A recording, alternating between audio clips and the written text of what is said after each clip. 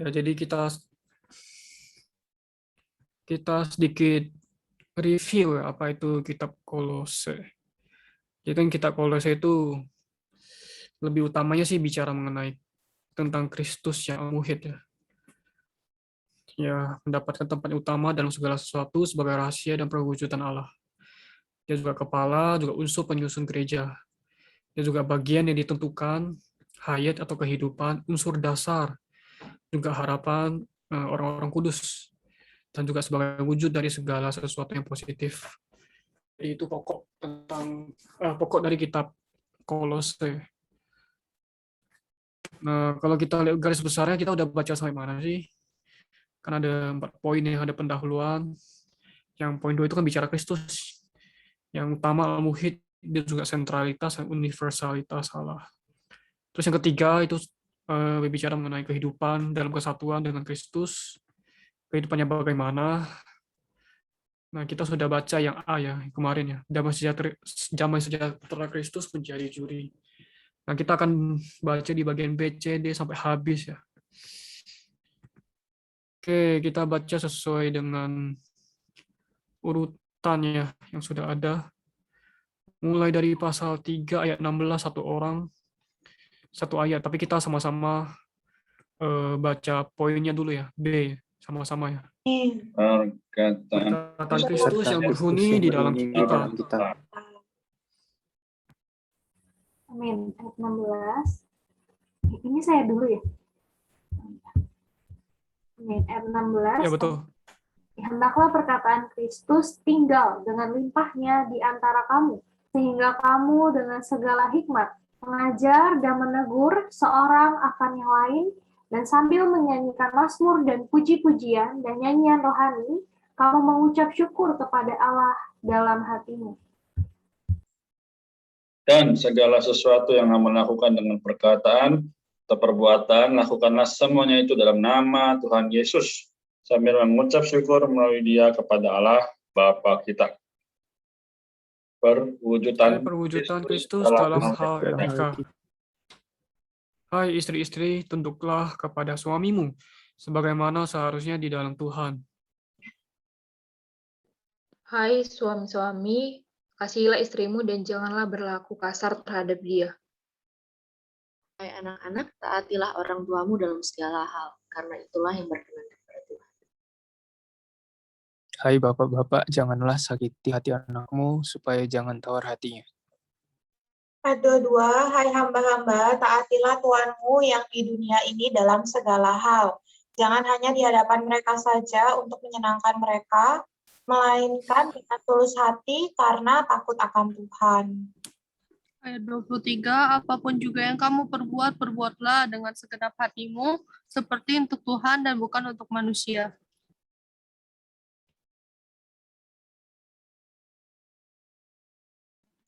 Kamu tahu bahwa dari Tuhanlah, aku ya bener ya? Oh, Feby dulu. Feby ya, Feby.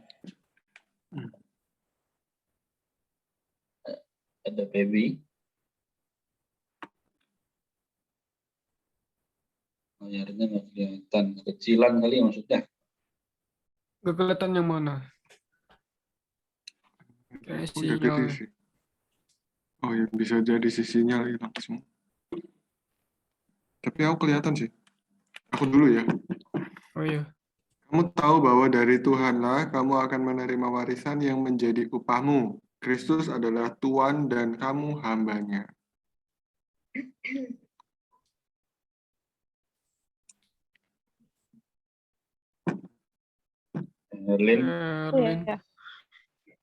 Ayat 25, siapa saja yang berbuat salah akan menanggung kesalahannya itu, karena Tuhan tidak memandang orang.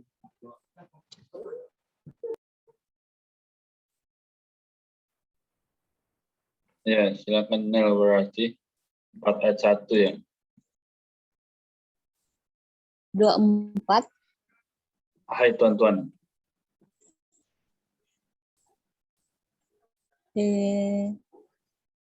Ayat 1 pasal 4. Ayat 1 pasal Itu belum turun. Oh ya, pasal 4 ayat 1, hai tuan-tuan, berlakulah adil dan jujur terhadap hamba-Mu. Ingatlah, kamu juga mempunyai Tuhan di surga. Amin. Amin. Berdoa Dengan tekun dan hidup dalam hikmat. Hidup dalam hikmat. bertekunlah dalam doa, dan dalam pada itu berjaga-jagalah dengan mengucap syukur.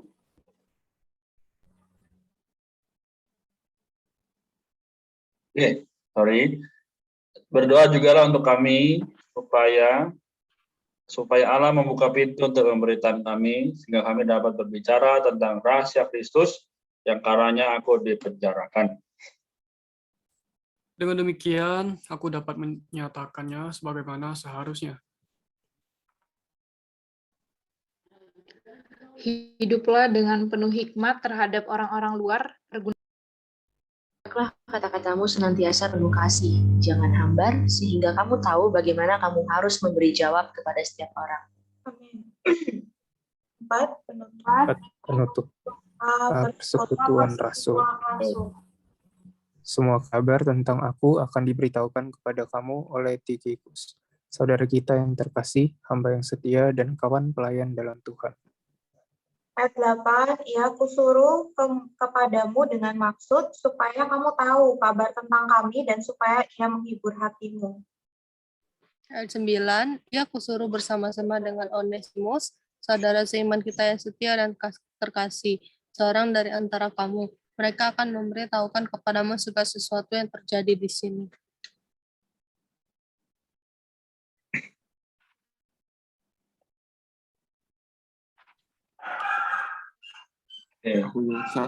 Salam kepada kamu dari Aristarkus, teman sepenjaraku, dan dari Markus, kemenakan Barnabas. Tentang dia, kamu telah menerima pesan. Terimalah dia apabila dia datang kepadamu. Ayat 11, dan dari Yesus yang dinamai Yustus, hanya ketiga orang ini dari antara mereka yang bersunat yang menjadi teman sekerjaku untuk kerajaan Allah. Mereka itu telah menjadi penghiburan bagiku.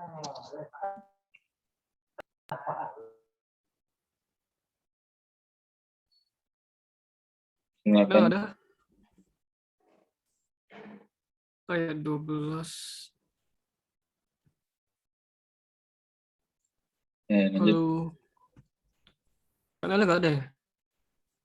Mungkin sinyal. Oh, sinyal ya. Oke, lanjut. Berarti Lady ya. Salam dari Epafras kepada kamu, ia seorang dari antara kamu, hamba Kristus Yesus, yang selalu bergumul dalam doanya untuk kamu, supaya kamu berdiri teguh sebagai orang-orang yang dewasa dan berkeyakinan penuh dalam segala hal yang dikehendaki Allah. Sebab aku dapat bersaksi tentang dia bahwa ia sangat bersusah payah untuk kamu dan untuk mereka yang di Laodikia dan Hierapolis. 14. Salam kepadamu dari tabib Lukas yang terkasih dan dari Demas. 15. Sampaikan salam kami kepada saudara-saudara seiman di Laodikia, juga kepada Nimfa dan jemaat yang ada di rumahnya. Dan bila mana surat ini telah dibacakan di antara kamu, usahakanlah supaya dibacakan juga di jemaat Laodikia, dan supaya surat yang untuk Laodikia dibacakan juga kepada kamu. Dan sampaikanlah kepada Arkhipus, perhatikanlah supaya pelayanan yang kau terima dalam Tuhan kau jalankan sepenuhnya. Salam Rasul. 18, salam dari aku, Paulus. Salam ini kutulis dengan tanganku sendiri. Ingatlah akan belengguku, anugerah menyertai kamu. Amin. Baik, sampai di sini apakah ada yang mau sharing atau nggak ada ayat yang terjamah atau mau bertanya boleh.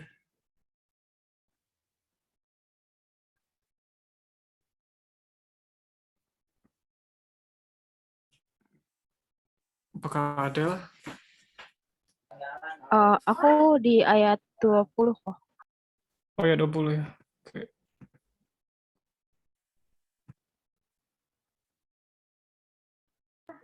Ayat 20, hai anak-anak, taatilah orang tuamu dalam segala hal, karena itulah yang berkenan kepada Tuhan.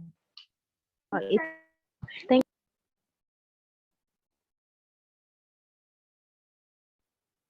Oke, thank you Herlin. Adakah yang lain? Mau bagi nikmat atau mau sharing? Mungkin saya dulu ya. Oh iya. Tadi ketika saya baca pasal yang ke pasal 16, pasal 3 maaf ya, pasal 3 16 di situ dibilang bahwa perkataan Kristus tinggal dengan limpahnya di antara kamu, sehingga kamu dengan segala hikmat mengajar, menegur, sorakan yang lain, dan sambil menyanyikan mazmur dan puji-pujian dan nyanyian rohani. Kamu mengucap syukur kepada Allah dalam hati. Saya sudah membayangkannya. Bagaimana jika seluruh penduduk bumi ini dipenuhi oleh perkataan Kristus setiap hari? Yang terjadi apa? Pasti tidak ada hal-hal yang negatif akan terjadi, ya kan? Namun ini masih menjadi harapan kita, harapan saya juga ya. Jadi teman-teman pada malam ini biarlah kita sebagai orang yang telah menerima Tuhan dan melihat kebenaran, bukan hanya sekedar menjadi orang yang membaca firman atau hanya menjadi orang tanda kutip Kristen, tapi dalam keseharian kita biarlah kita dipenuhi dengan perkataan Kristus ya. Memang hari ini begitu banyak lalu lintas sosial media yang bisa begitu mudahnya masuk ke dalam genggaman kita. Tapi kita perlu menjadi orang yang bisa melihat mana yang baik, mana yang jahat ya. Mana yang bisa membangun kita, mana yang bisa merubuhkan kita. Sampai di ayat 23 tadi dibilang, apapun juga yang kamu perbuat, perbuatlah dengan segenap hatimu seperti untuk Tuhan dan bukan untuk manusia. Jadi hari ini, misal saya ada satu kesempatan untuk bisa membaca firman Tuhan, ya berarti saya lakukan adalah seperti untuk Tuhan, bukan untuk dilihat oleh manusia. Oleh karena itu memang ini menjadi satu dorongan bagi saya juga, bagaimanapun juga Tuhan mengasihi kita ya. Amin, puji Tuhan. Amin, thank you Pak Renat. Apakah ada lagi yang mau menambahkan? Udah menit 25.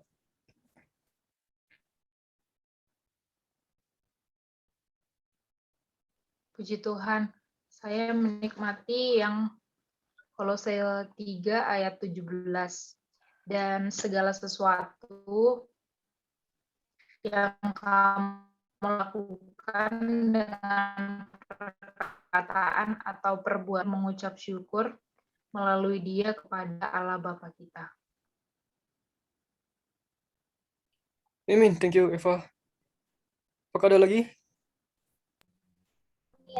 Aku menikmati di ayat kedua, pasal 4 ayat kedua. Bertekunlah dalam doa dan dalam pada itu berjaga-jagalah dengan ucapan syukur.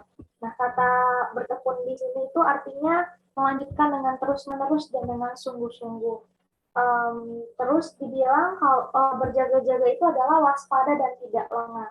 Berjaga-jaga yang demikian harus disertai dengan ucapan syukur. Kurangnya ucapan syukur merupakan suatu tanda kurangnya doa. Kehidupan doa dipelihara dengan berjaga-jaga sambil mengucap syukur.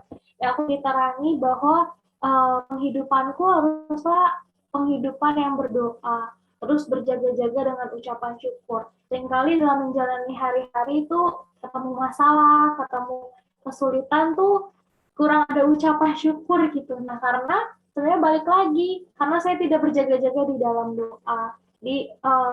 Saya diberkati, saya perlu kembali terus memperbarui doa-doa saya perlu bertekun dan menjaga di dalam doa supaya hari-hari saya pun penuh dengan ucapan syukur. Puji Tuhan.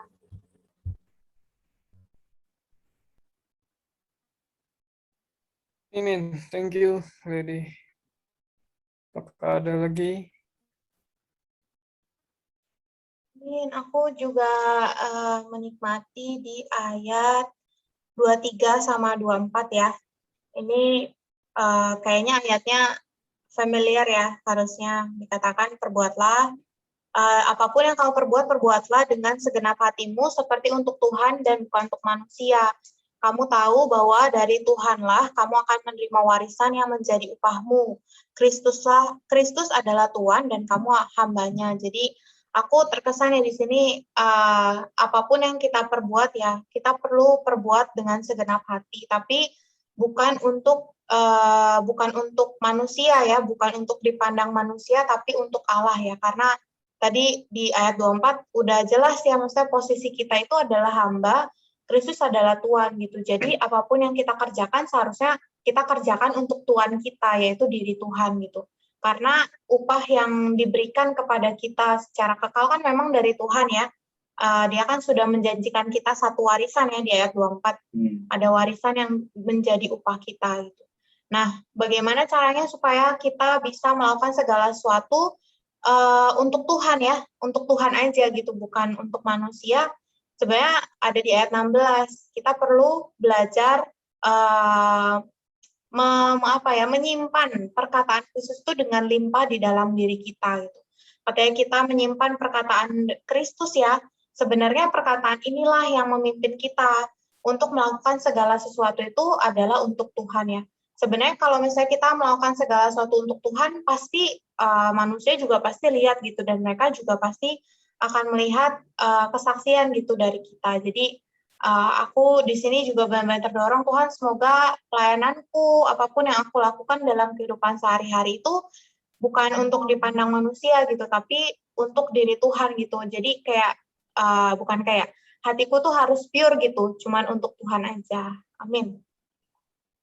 Amin. Thank you, Kak Maria. Jadi aku juga melihat bahwa perkataan Kristus itu kan bisa dipakai dalam segala hal ya. Jadi bisa jadi hikmat ya kan, mengajar, menegur ya kan. Nah, terus bisa menuntun kita ya kan, melakukan segala sesuatu ya kan, membawa kita jadi orang yang penuh ucapan syukur gitu ya. Nah, kemudian yang selanjutnya itu kan Paulus tuh memperlihatkan bahwa setelah kita ada perkataan Kristus yang di dalam batin kita, ya kita ada wujudnya gitu loh. Ada, bukan cuma ya kita setiap hari baca Alkitab tapi nggak ada realnya gitu. Makanya Paulus itu nggak cuma ngomongin itu gitu, tapi dia kasih contoh ya bagaimana kita itu memiliki hubungan yang baik dengan sesama manusia ya kan, orang tua dengan anak ya kan, dengan orang tua, suami dengan istri, istri dengan suami ya kan. Nah, kemudian habis itu juga nggak cuma di dalam keluarga atau di dalam lingkungan yang kita kenal ya kan, ya, tapi juga dengan orang lain ya kan. Jadi dia bilang berdoa dengan tekun dan perlu hidup di dalam hikmat ya kan. Berhikmat dengan dengan orang lain, itu di pasal 4 ayat 5 atau 4. Nah, kemudian aku lihat bahwa semua ini benar gitu yang tadi Renat bilang ya, maksudnya kalau semuanya bisa hidup di dalam perkataan Kristus, maksudnya perkataan Kristusnya hidup ya kan, ada wujudnya, pasti di dunia ini bakal penuh ucapan syukur. Karena segala sesuatunya nggak akan ada hal yang negatif gitu. Ketika kita mau melakukan sesuatu yang negatif ya, yang bertentangan dengan Kristus, damai sejahtera di dalam nggak memimpin ya kan. Apa yang kita mau lakukan, diri kita itu penuh perkataan Kristus. Kita harus menangis, harus sukacita, harus menegur orang lain, ya kan? Ya, semuanya itu adalah bukan dari diri kita, tapi dari Kristus. Kristus itu nggak akan pernah salah, ya kan? Nah, dan kita bukan jadi orang yang, nih ayat 5 ya, hiduplah dengan penuh hikmat terhadap orang-orang luar, pergunakanlah waktu yang ada. Jadi waktu ini singkat ya, kita perlu mempergunakan waktu yang ada gitu. Kita mungkin nggak buang-buang waktu, nggak menunda-nunda ya kan. Kalau orang Indonesia kan, ya aku pribadi juga kadang masih nunda-nunda waktu ya kan, masih ya nggak apa-apa lah 5 menit lagi, misalnya bangun pagi aja, masih ya tidur 5 menit lagi lah, udah 5 menit alarm bunyi, ya 5 menit lagi jadi 10 menit kayak gitu kan. Nah, tapi apa ya, kadang kita excuse gitu, ya namanya masih dosa, tapi kita lihat bahwa yang tadi Maria bilang ya, bahwa kalau kita melakukan segala sesuatu itu harus untuk Tuhan gitu loh, bukan untuk manusia. Nah, kita lihat Tuhan, harusnya kita memandang Tuhan itu sebagai apa? Apakah Tuhan itu lebih rendah dari pembantu ya kan, atau lebih rendah dari kita ya, atau jadi pembantu? Kalau kita minta tolong baru kita datang pada Tuhan, kita susah baru datang pada Tuhan. Ya kalau kita lihatnya seperti itu, ya kita kalau bangun pagi ini pasti juga nunda-nunda ya 5 menit lagi. Tapi kalau Tuhan kita ini lebih dari presiden ya kan, atau bos kita yang kita bisa dipecat kapan aja nih, ya kan? Kita kan nggak akan ya nanti 5 menit lagi lah gitu. Misalnya meeting jam 7 pagi, wah kita udah siap-siap gitu loh. Kita nggak akan nunda-nunda gitu. Karena mungkin ancamannya berat gitu. Nah, tergantung gimana kita lihat Tuhan kita gitu loh.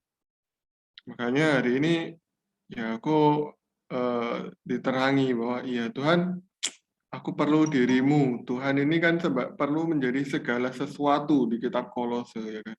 Ya gimana caranya ya? Aku perlu setiap hari itu perkataan Kristus itu berhuni. Aku melalui baca Alkitab, melalui ada morning revival ya kan.